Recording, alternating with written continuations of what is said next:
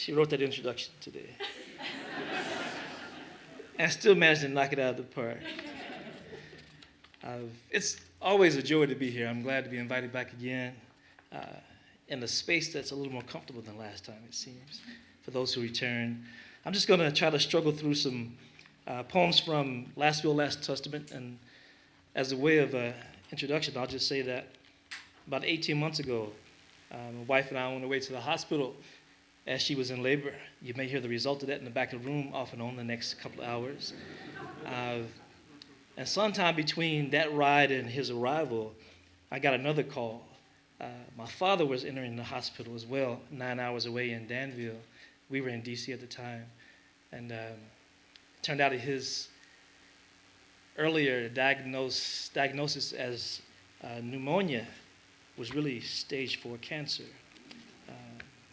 So this book comes out of that space that was difficult to navigate emotionally and psychologically. But I imagine, raise your hand if you buried your parents. That's almost every hand in the room. Wheeze.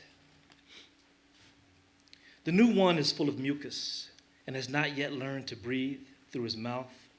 The old one is doing his best with one lung collapsed under the weight of a massive cancer. In the wee hours on the hospital ward or in our bedroom nursery, I listen to them struggle to live. One needs saline drops to cut through his blockage. The other hacks and coughs until something thick and wet is hauled up the well of his throat. A blue rubber bulb will reach deep into the nasal cavity and perform a much-needed opening of the mouth for one. A breathing treatment and oxygen tank can pretend to be a lung for the other.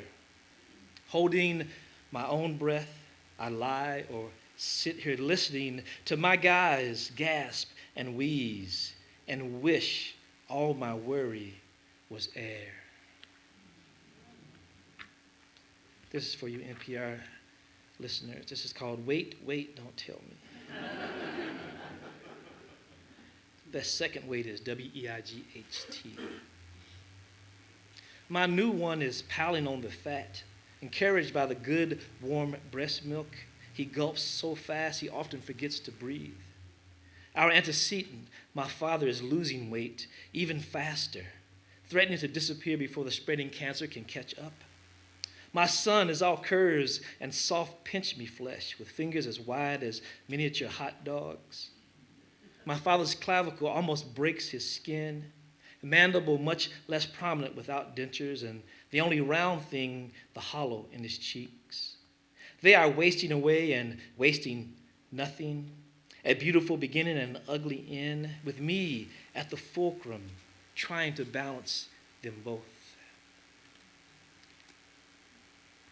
There weren't a lot of photographs of my father that we could find at the end, and so my sisters and I sat around and told our versions of our best memories of him. This is one of mine called Meat Packing Plant. Each time I leave him trying to chase away these new images of a body fading before me like an old photograph, I reach for the before him, cigarette cocked, his body a young gun, him in the long rubber apron and boots, blood and water everywhere. A frozen me glancing up and over his shoulders at gigantic skinless slabs floating on hooks, the sound of machines and men and pigs and cows being made into meat. There's no effort to disguise what they do at the slaughterhouse, nor does he explain. People say cows are dumb, but I appeared in the backs of trucks arriving from the stockyards and nearby farms. There's a look in the eye before the last gate opens, revealing a discomforting urgency to choose between lumbering head first onto the killing floor with panic or with glee. One of the things about my father is that, and my son and myself, we all have the same hands, and thumbs so big that if we had them sliced off, we could replace it with our own toe, and nobody would know the difference. But my father also was not very tactile during his life. He avoided body contact and was not comfortable being really close to individuals. So this comes out of that same space. It's called thumb wrestlers. We held hands for the first time on his deathbed, which would have been insignificant had we at least shared a fist bump, some dap, a ritual handshake during any of our times together. The distance between us always felt wider because of the unspoken rule about unsolicited touching. According to his sister, people always thought he was a loner, but he was just private. So in his hospital room, surrounded by unblended families, I leaned in close and whispered. Then he squeezed, and I squeezed back. It was the loudest conversation we had ever had.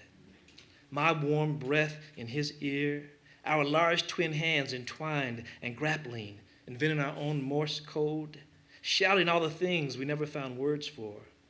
We held hands for the first time on his deathbed. But I imagine an infant me wrapping all of my tiny digits around the expanse of one of his massive thumbs, like my son is doing now. You guys all right? Okay. Just checking. I'm going to transition into some of the warmer poems in this collection that move towards my son. It's called In Another Universe. You are seated at the head of the table, favored wives on every side. Your children, who take their cues from their beautiful mothers, smile and nod to each other with kindness and respect. After your prayer, you pass meat and greens from the plenty, break loaves of bread into equal pieces and send them down both sides. You unwrap story after story, challenge us to find the lessons, urge us to never forget whose name we carry. You teach and coach, chide and praise before dispensing discipline and laughter in equal measures. Your father's generation attended the funeral of the last racist. Outside, the president is not white or male, neither is God. Forgiveness is our new last name. Loving is our first. For my son. Ritual. We migrate to the front stoop, still in night clothes, to stretch and greet an end of summer sun that peeks over the mountains between tall trees and across rooftops, to kiss his face, to bathe my eyelids. All the leaves, our flowers, and almost every blade of grass leans and reaches with us towards the warmth. He listens for morning sounds, passing cars and buses, cicadas, birds already hard at work. At sunset, we turn down all the lights, put on soft music, move much slowly, whisper, reopen the blinds and let sleep crawl in. He closes his eyes, wrapped in the comfort of darkness, learning that life is what happens in between sunrise and sunset. In the early morning, when his tiny hands clutch their first leaf, it is brown like us.